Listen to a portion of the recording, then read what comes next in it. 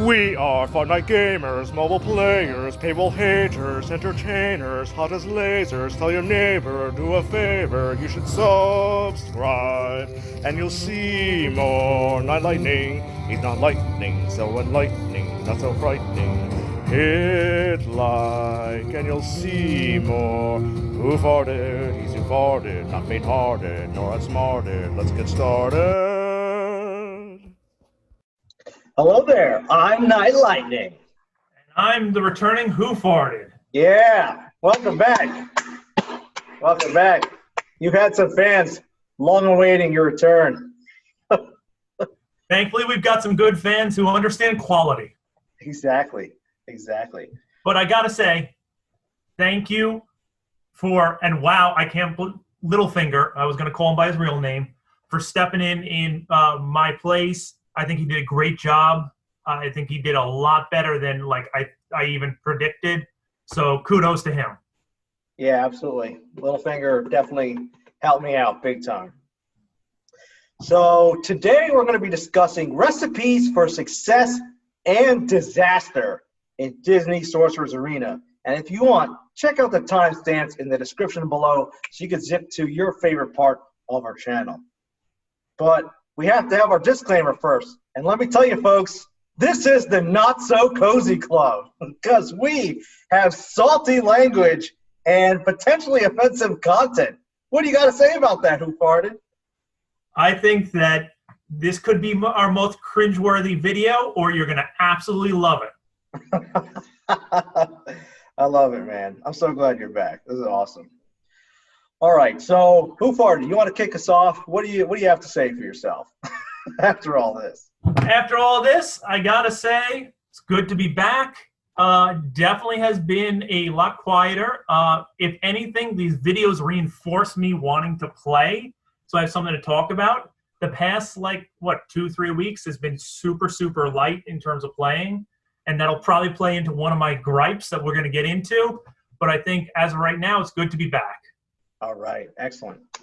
So tell me about these gripes. Describe, what is your gripe, or a gripe, so to speak? Okay, so I know that we've touched upon it. Well, sorry, I say we. You've touched upon it in recent videos, but there's not been much going on in the Disney Sorcerer's Arena world. Honestly, it's been pretty damn boring. Yes, there is the Big Hero 6 stuff. And does it introduce a new dynamic? Yes. But how long did it take us to get something that at least moves the needle? It's got to be a solid 2 months of something original that really you're like, all right, this is potentially partially maybe meta shifting, depending on how things go.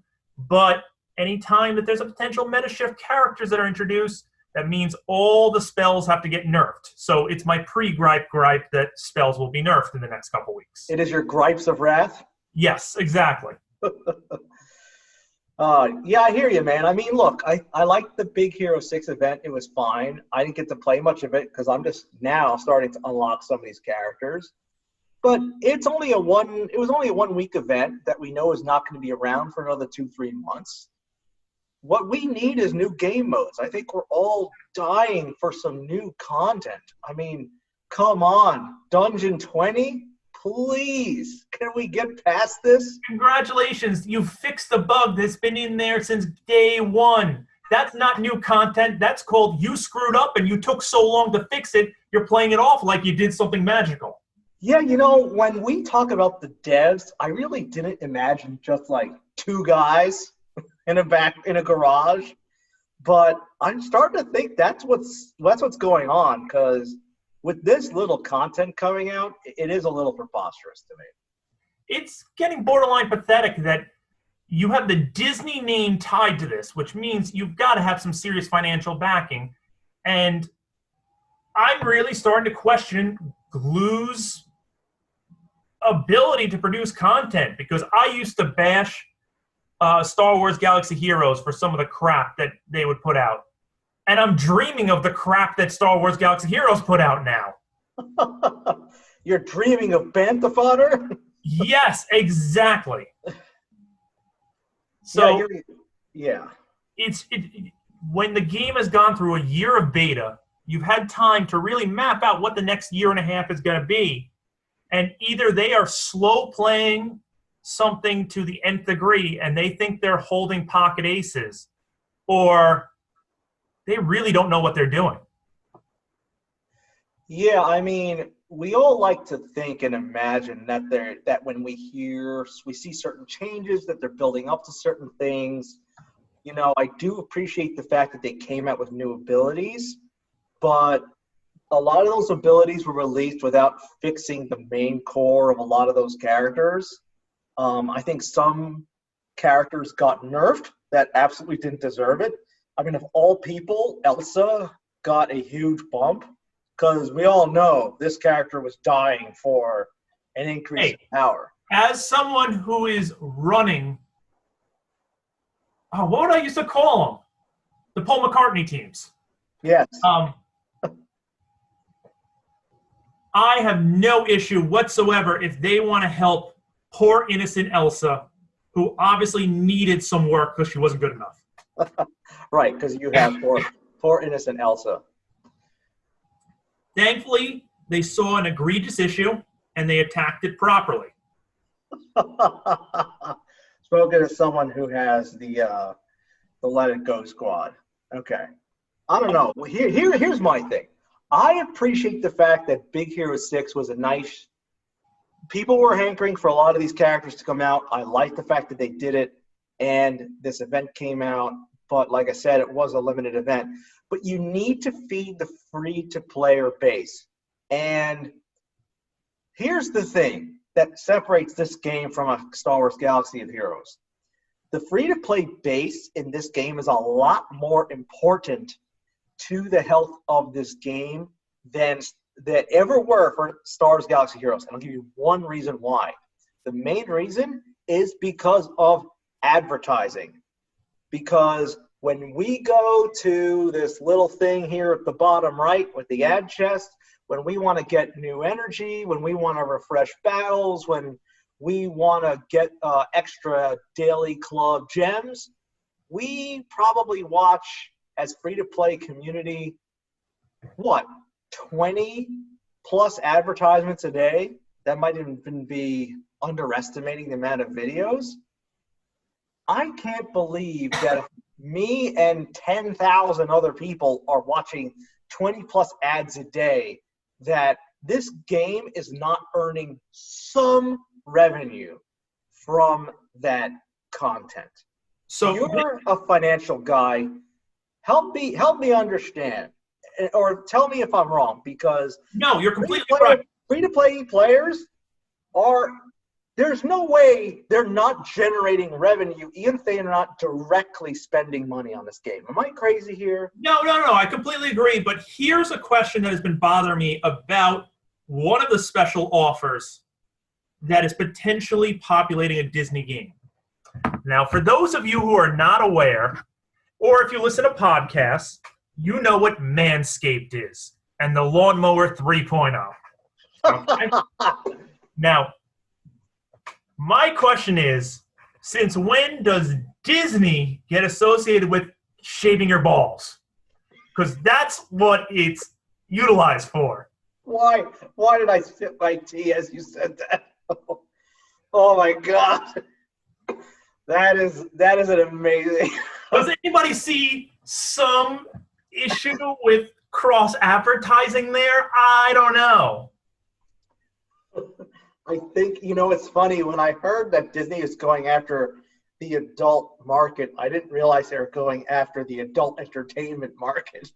I didn't quite imagine it that way. Hey, who knows? Maybe Disney has branched off and they brought the Lawnmower 3.0 to a Disney product. Could be the next side of like the adult side of Disney. I don't know. But of all the things to start with, I don't think there's enough of a market of guys needing to shave their balls. I think our commenters need to settle whether Mickey Mouse gets Manscaped or Mousegate. My balls! Why am I just getting a sudden image of Mickey shaving and nicking himself in the wrong spot?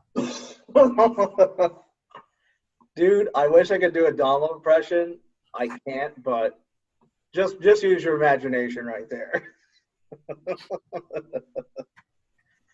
Oh my God.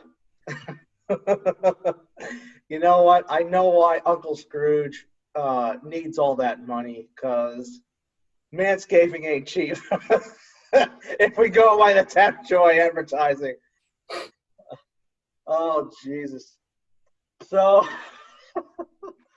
yeah, I mean, look, to get back to the original point, I think that the free-to-play base must be generating some revenue for this game by just watching all these advertisements. And let's be honest, even clicking on some of those advertisements by accident when you think the ad is over, but it's not. Yes, agreed. But as someone who clicks on all those advertisements, who watches the advertisements, typically I just put the phone down and I go and look at something else. Or I do it when, like, you know, you're multitasking on something and you don't really have to pay attention. Yeah, that's true. That's a good point. Fair point. But I don't know. I just feel like there's more than just the upper 1.01% of the people spend on this game. Agreed. And if we take Star Wars Galaxy of Heroes as an example, it had a tremendous amount of whales. That is very, very rare for any game, and I don't think really exists in the Disney world. Well, I think there's a particularly fascinating nerd culture that enjoys Star Wars, which is general Disney. I'm not saying it doesn't exist. I'm sure they're here, but by those numbers, I would have to agree.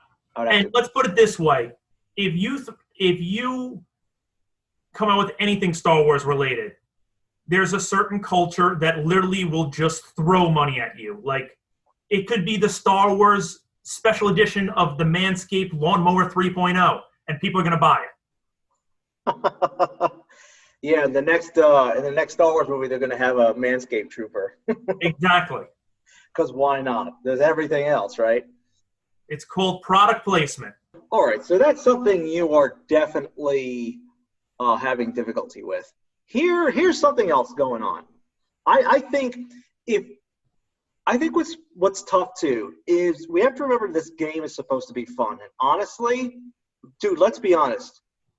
You, me, and Littlefinger have at one point in the last number of weeks or months at least have mentioned to the other that they might just walk away from this game. Oh, let's put it this way. It's on a daily basis that I go back and forth about quitting. And if it wasn't for A, these videos, B, you guys, I would have definitely quit by now, because that's about the only thing that's keeping me somewhat interested, because for a game that had such a promising start, it's had such a disappointing follow-through. Yeah, it's a little strange. I think they really need a unifying event for the club that is extraordinarily cooperative beyond Club Conquest. I think if they just did that, this game would be immediately revitalized. One thing I wanted to discuss, because if you're in a competitive club, or even halfway competitive, or if you want to get more club exchange currency, everybody is focused on getting more of these daily club activities done. Now, you'll see our buddy Littlefinger's got 11 wins. He's enjoying his Big Hero 6 guys. But look, like our club, we are required to get 5 wins a day, which I think is reasonable. But look, there was a period of time it was extremely difficult. I'll give you a great example. A week ago, I wake up in the morning. I had some time before work. I started doing battles. And look, I don't have a meta team or anything, but let me tell you, I was in Platinum 1, and after about an hour, I still didn't get my 5 wins in. So one thing I wanted to discuss is how to reduce a little bit of anxiety in this game and help your game and get rid of a little bit of mandatory play time. No, here's the biggest tip. You want to save a ton of playing time. There's a secret to that. Delete the game. When it gets better, come back. You've just saved yourself so much time. Just keep watching this video. We'll tell you when to rejoin. Now you've got all this free time. Your wife, your girlfriend, your porn addiction, whatever's your hobby, will have more time. That's a good point. Assume it, but I'm trying to be as positive as possible. But let me share with everyone I did. I was having a very difficult time getting those 5 wins consistently every day without spending an insane amount of time. Because look, sometimes you get lucky and you fight a team that's much less geared or tiered up than you. But here's what I wanted to tell everybody. To give you a little bit of hope and just to consider a new perspective. The first thing to remember is the better you are at this game, the more skilled you are compared to the resources or the money you spent or whatever, the harder a time you're going to have in PvP. And let me explain. I consider myself being able to punch up in weight, all right? So let's say I'm a middleweight and I'm going up into the heavyweight class. I can beat heavyweight level teams sometimes. Whoa. If you're a middleweight, punching up is not heavyweight. That's like extreme. Yeah, all right. Let's say I'm punching up to light heavyweight, okay? Okay, now we're talking, all right. Let's say, to use a boxing analogy, if you're one of the better middleweights on the planet, you could probably fight some light heavyweights. Battles might be tougher, but you can still win every now and then. But this is how it translates to the PvP arena.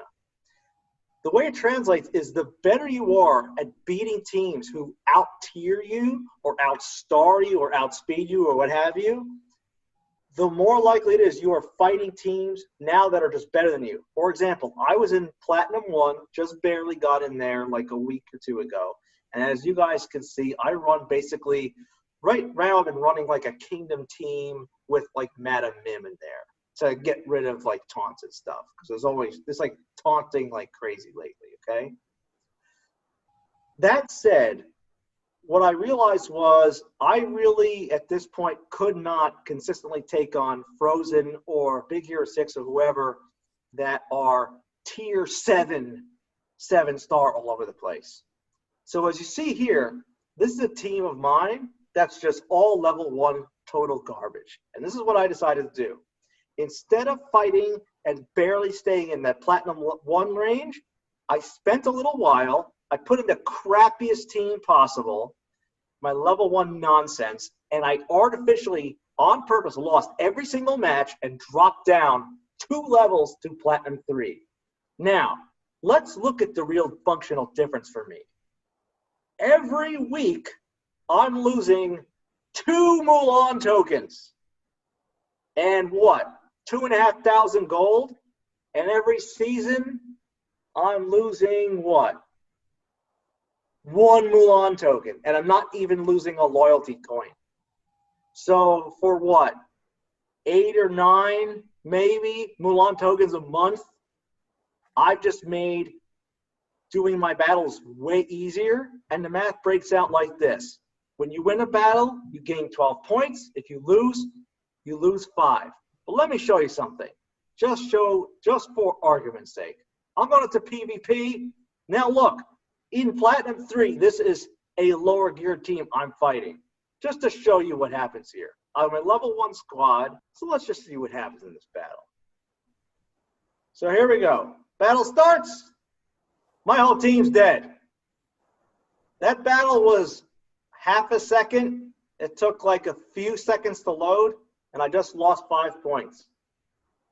So by winning 5 in a much lower tier, it takes me almost no time at all anymore to win my 5 because I'm not punching up above my weight anymore. I'm punching at my weight or lower than my weight, and then I just lose a bunch of battles on purpose. And as you see, from like from start to click of hitting battle and losing, it takes like, if your system's running slow, maybe 30 seconds, which is, I just encourage everybody, if you're having a tough time struggling and it's taking like an hour plus to get your 5 wins and you're feeling pressure and anxiety, and God knows in this world we have right now, we don't need any more of that, drop down a few tiers. Make your life a little easier. You can always punch back up if you really want to.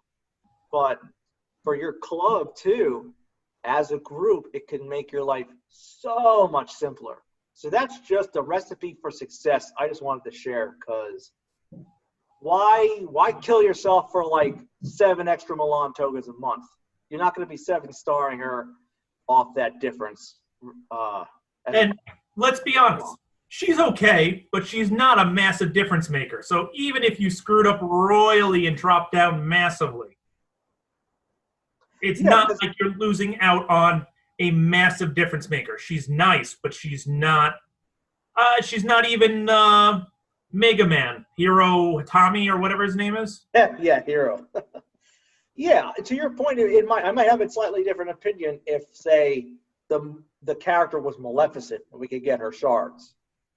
Heck, Darkwing Duck, I think, is more important for the free shards than Mulan.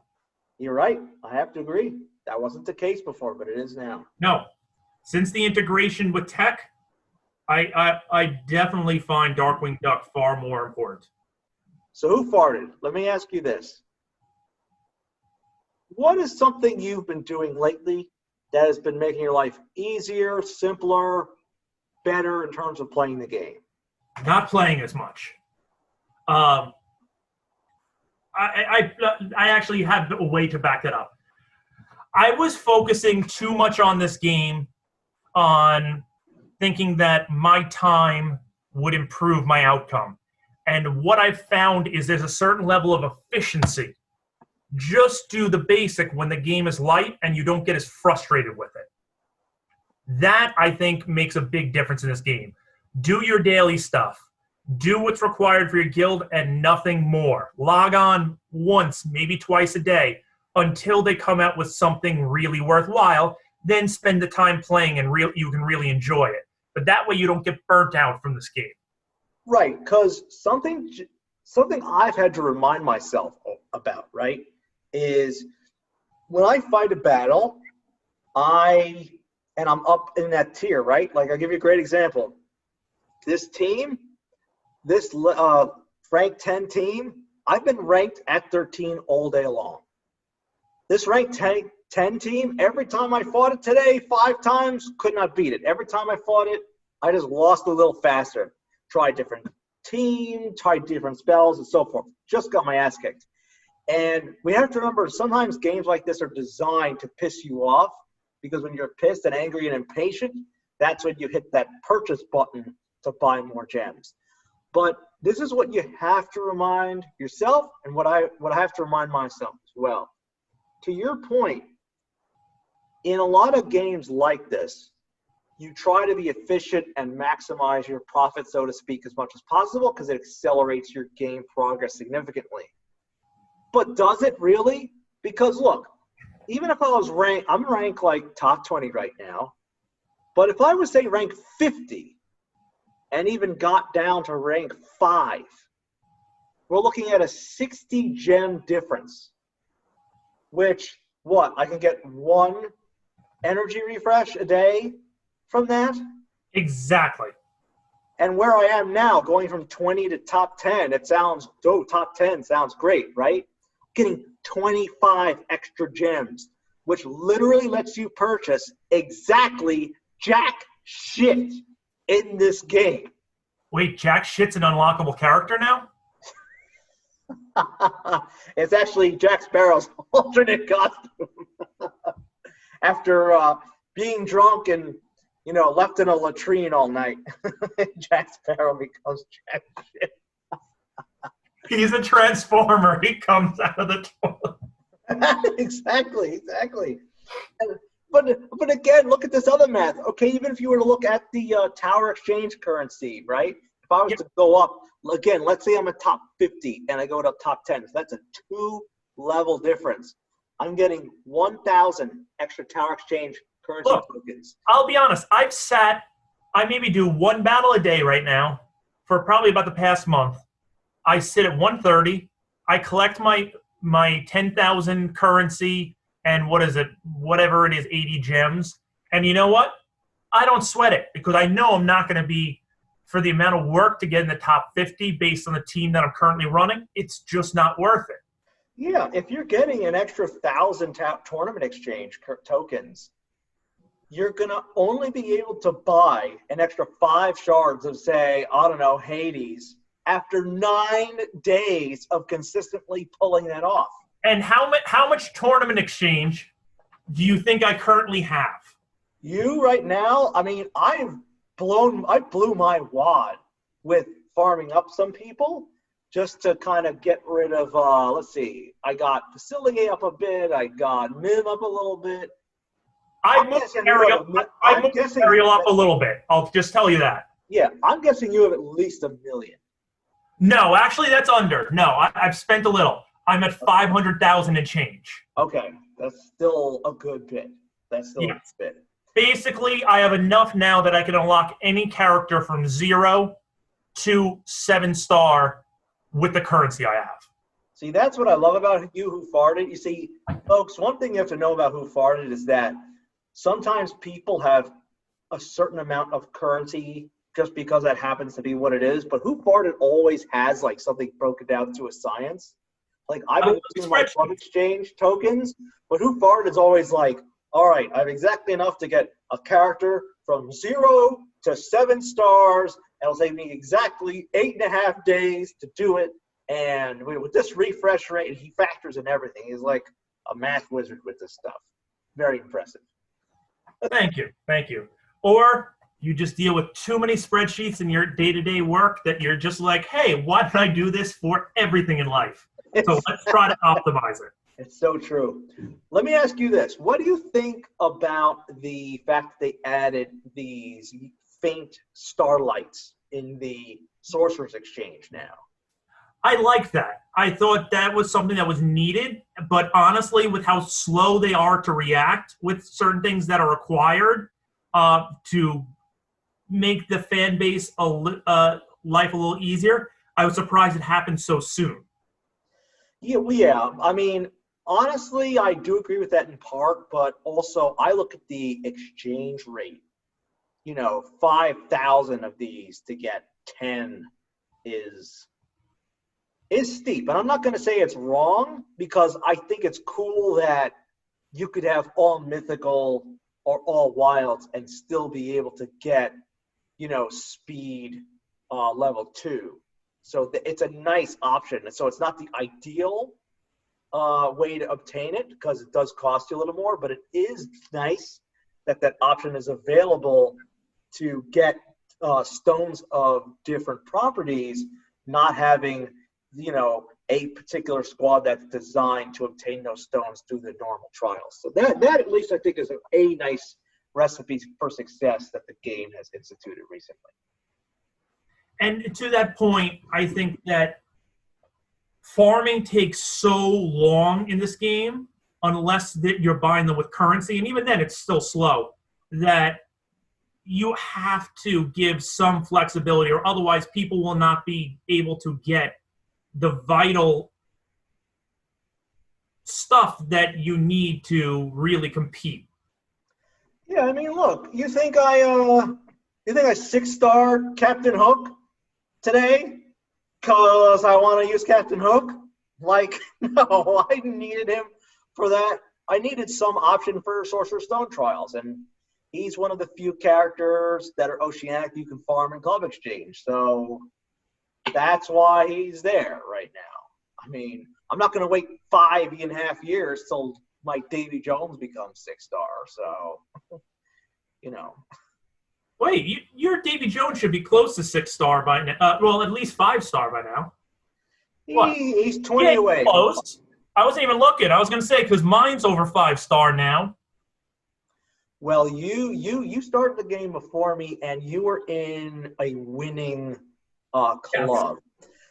Now, something I want to pivot to that Look, I'll be honest. I don't know if anybody knows this, or really, I'm sure they might know it, but I don't know if they take advantage of it. But let me give you this idea. So you and I, along with Littlefinger, we switched guilds. We got a guild called the Goat Farm Shorts, which we were nice enough to get into. Some of the leaders reached out, and after I made a request to switch so we could start getting more club exchange and being a more competitive guild. So I appreciate them, and they've been excellent to us so far. No question. No question. They've been very good. And on top of it, they wanted the whole FartKnight gamer experience. And we gave it to them, for sure. Little did they know what a mistake they made. Yeah. Well, maybe that needs to be your new name, the FartKnight gamer experience. But here's something I noticed. So in the day I switched, I had already gotten my daily attempt refresh, all those refreshes where you depend on your club to give you, like event attempts and character node attempts and things like that. All of that stuff I had used completely for the day. Then I switched guilds, and I noticed all of those options were available to me again. So as you know, I've been farming, Genie for like the longest time, and it was cool. I was able to farm Genie's node, get a free refresh, farm it, and then when I switched guilds, was able to get another refresh. So here's a question: can this be used more or abused? For example, can we have a network of like 5 clubs where, I don't know, 5 times a day you switch clubs on purpose? So instead of just farming one particular node once or twice with a free refresh, you can get another 4 or 5 free refreshes from that node. Same thing with events come around. If you have a stone trial with a free event refresh, can you do it, get the refresh, use it, swap clubs? And look, I'm not going to pretend it would be a logistical nightmare for, like, let's say, again, 5 clubs, constantly changing members every single day. I mean, maybe you could work out a schedule where it's like, all right, 12 o'clock, it's time for you to jump from club A to club B and start your old donations and all these things again. But what do you think? Like, you could farm a particular node a whole bunch of times in a day for free without paying the extra gem cost, and do all these events over and over and over again each day. Why do a stone trial only 2-3 times? Maybe you could do it 8, 9, 10 times a day. Is anybody doing this? Has anybody thought of this? Is this crazy? What do you think? I think that one thing we have to test out and be careful on, you remember Star Wars Galaxy of Heroes had a limit on the amount of times or the time period you can jump between clubs. And I think maybe there's a chance to expose this, but there's a huge risk. You have to be in the right guild that will allow you to jump between multiple clubs, and you're required to jump between multiple clubs that have active people. So just joining a generic one means you might have to wait 5 hours in order to get your refreshers granted. Right, like where this wouldn't work is if you're, say, in a Club Conquest, right? Like this might screw up Club Conquest, but we do know Club Conquest has days of downtime where that's not going on. And honestly, depending on what people's goals are, if you had to give up Club Conquest, maybe it's worth it. Like if you could farm a hard to farm node that, there's a character that, Genie's a perfect example. There's only one node in the game for him. So it might be worth it if you could farm the living hell out of that one node over and over again throughout the day. And just think about event refreshing, like Aladdin events, the Incredibles events. If you could keep doing those over and over with free event refreshes, I don't know, man. It might be a loophole that we stumble onto by accident. Okay, and I'd just like to add in, there was one mistake in that statement. What? Genie has 2 nodes now. Oh, does he now? He has 9F on the elite side. Oh, okay. Gotcha. 8F, sorry. 8F. You know what I'm saying. There are No, I don't know what you're saying. It didn't make any sense. Once you hit that point, you lost me completely. Son of a bitch. The first fallacy, and then it was just all downhill from there. Fair enough. Like I said, I still think this can be taken advantage of. All right, so we've got anybody out there who wants to test this. Tell us if we're right or not. So I think this could be an interesting pivoting point to our new fake news section. What do you think? I think that if there's ever a time to pivot, it's probably now. Okay, going with this theme of alternate worlds, alternate timelines. So imagine this, if you will. We are in Mulan's China, and Shanyu is out as a Hun, out to take over China. But he sits down one day at a Chinese local restaurant, tastes the local cuisine, and he says, "By God, this is incredible. I don't want to be a murderer anymore. I don't want to be a killer. I don't want to be a plunderer. You know what? I just want to be the world's next Iron Chef." And that's when we get introduced to our new character, Szechuanyu, complete with hat, frying pan, and oversized spoon. His spoon is too big, if you will. Anyone who gets that reference, kudos to you. So I would just like to ask one simple thing. Maybe this is a timeline paradox, kind of like Hot Tub Time Machine and explaining it. But how does he know about Iron Chef if Iron Chef hasn't come out yet? That's a very valid question. I think perhaps Gordon Ramsay is omnipresent and always exists in all times. Similar to, he's like the ancient one of the Disney universe. Okay, that makes sense. And it also explains why he's the judge of all foods, both current and past. Correct. Past and present. So WhoFartd? We have this basic move called saute. He's given up his typical shank attack and traded it in for a new knife maneuver. So break this down to me. What do we think this is?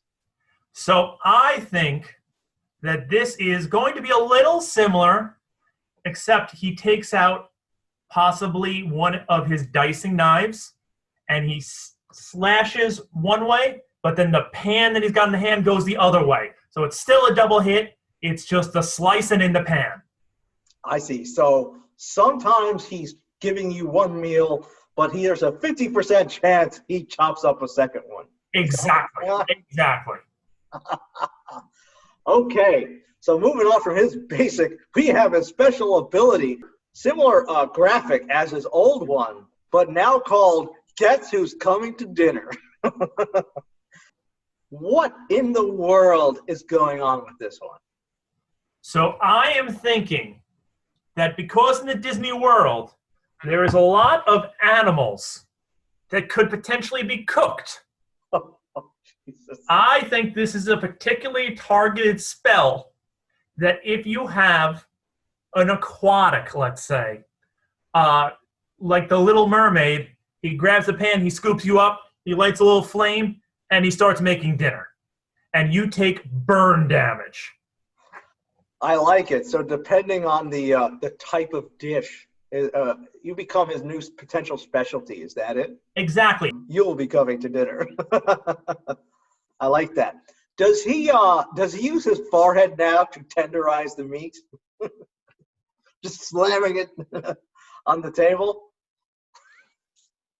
Entirely possible. I always assumed that he was using his head to knock out the person that he was going to start cooking. That it was just kind of a headbutt and into the dish. Ah, I like that. Kind of the fishing equivalent of over the rail and into the pail. I like that. So his second special is called Poultry Special. Is his hawk getting cooked, or falcon, or whatever the hell this bird is? What's going on here? So I think it's pretty obvious that he is now the hawk that he releases. It's going to release, and then it's going to end up while it thinks it's coming back to him. He's actually going to already be like putting like a marinade in the dish. He's going to grab the hawk and then put it right into his food. So therefore, he gets a food bonus, which will help increase his health with every passing turn. I like that. Get ready for that more Szechuan special cooking. Exactly. He has a passive called menu item number 69 coming right up. And he's got this sinister look on his face.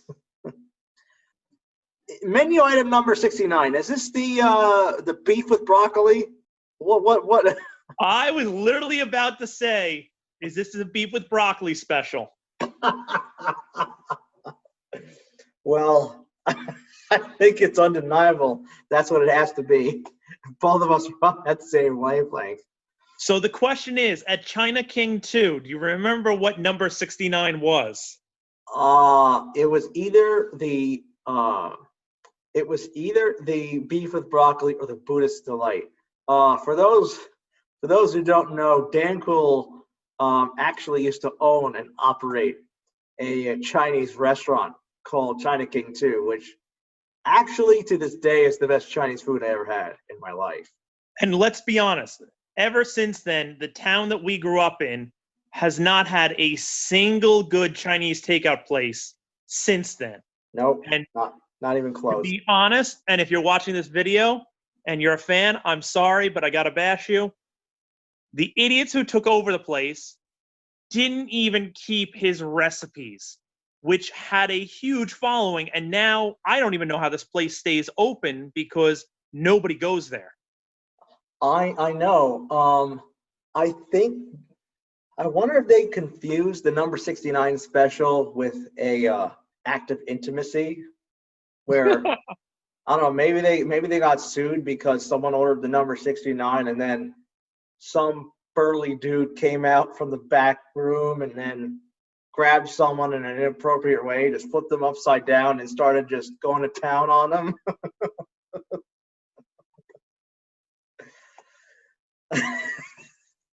I'm not touching that one with a 10-foot pole. I chalk it up to cultural misunderstanding. Things don't always translate correctly, you know. So, yeah. There's so many things I want to say. Just do it. But for the safety of anyone I know, I am not saying it. His leadership ability is called MasterChef and has a picture of the ultimate MasterChef, Gordon Ramsay. Does he become the ultimate food critique? Does he just try somebody else's recipe or soup in the game and just completely trashes it? Like, this soup is terrible. It's absolutely terrible. Awful. Just the worst thing I've ever tasted in my life. See, I was thinking of it that he calls the time-traveling Gordon Ramsay, and Gordon Ramsay just berates the other team that drops their morale so much that they skip their next turn because they don't think they're good enough to take a next attack. His accent and feathered hair just causes intimidation on AoE intimidation on the other side of the field. Exactly. Jasmine calls Raja. Well, szechuanyu calls Gordon Ramsay. Gordon Ramsay is his tank. That's so much of the field. Exactly. I love it. He's the evil Hun leader is now tearing up the countryside with his good eats and delicate cuisine. Or I'm going to go on a really random thing that you have to be around our age and kind of nerdy.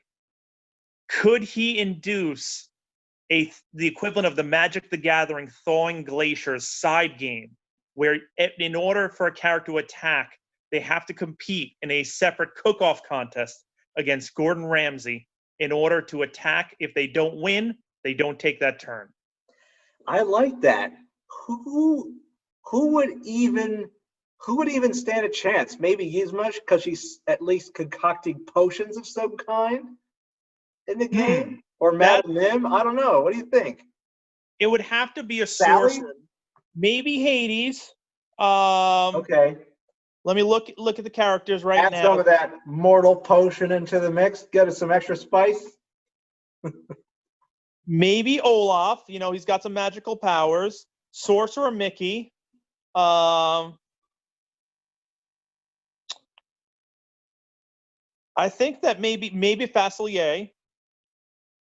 You cooking frogs for dinner? Exactly. Maybe Jafar. Essentially, if you're not a sorcerer, you will automatically lose this battle. Nice. I like it. I like it. Moving forward, I just want to give a shout out to some of our favorite YouTube comments from our last video. First of all, I got to acknowledge Apurva, who is also known as Broken Sword from the Goat Farm Schwartz. Love your comment. We're in the goat farm together, man. That's how it goes.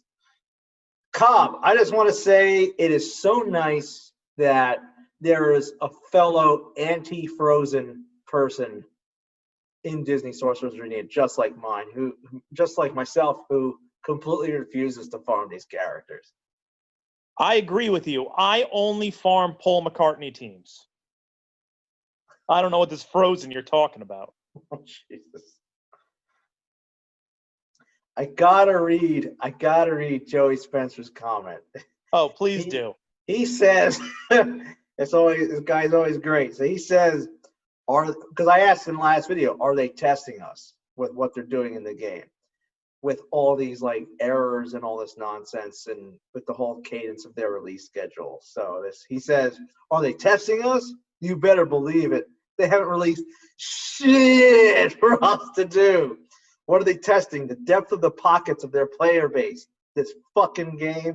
Fortunate for me, I'm free to play and just collecting at this point. There's literally nothing to do. So I think he kind of said a lot that was on our minds. I think you're not alone. I think there's a lot of people who feel this way, as we mentioned in this video earlier. And, you know, we really kind of get it. Completely agree with him. And William, thank you for your tip on the Big Hero 6 of who we should be using for our tech teams. So WhoFartd, I just want to let you know, so glad you're back. You have returned, my friend. You have returned, and we celebrate the return of WhoFartd. Oh, that's a good one. All right, folks. Like and subscribe. We'll see you next time. Have a good one. We are FartKnight gamers, mobile players, paywall haters, entertainers, hot as lasers. Tell your neighbor, do a favor, you should subscribe, and you'll see more Knighlightning. He's not lightning, so enlightening, not so frightening. Hit like, and you'll see more. WhoFartd, he's WhoFartd, not faint-hearted, nor outsmarted. Let's get started.